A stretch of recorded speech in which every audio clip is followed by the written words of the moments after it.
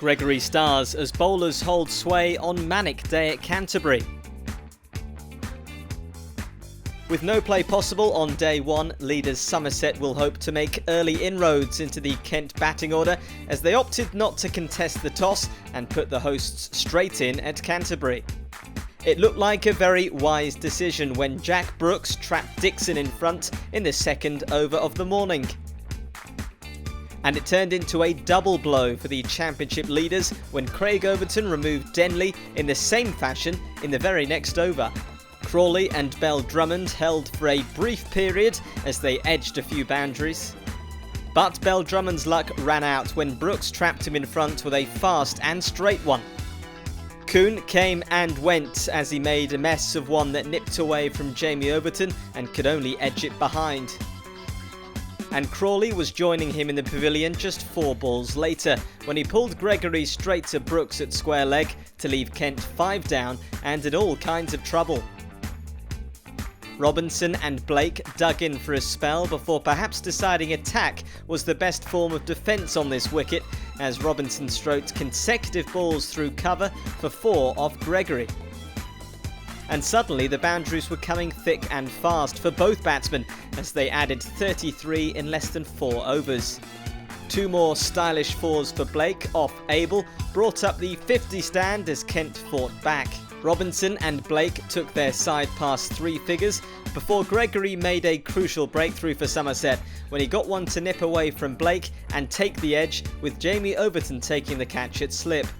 And with Kent not yet having added to their score, Gregory produced another beauty in his next over that nipped back to smack Darren Stevens bang in front.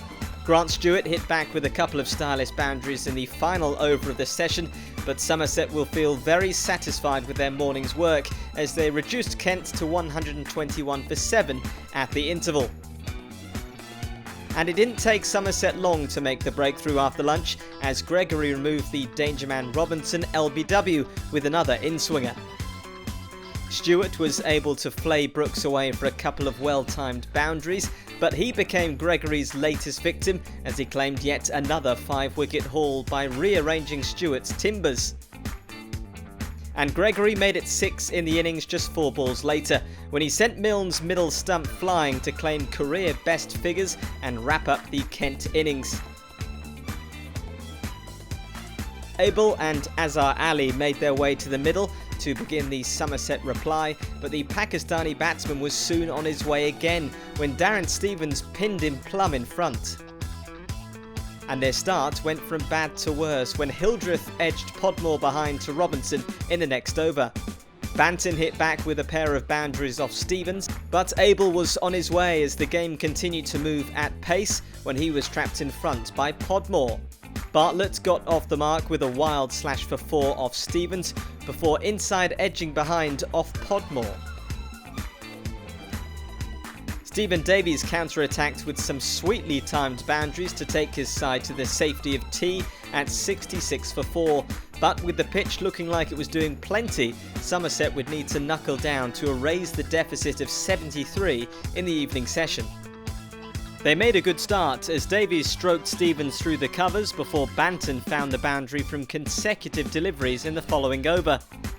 Before Davies brought up the 50 partnership with back-to-back 4s of his own as Somerset went on the attack in the final session.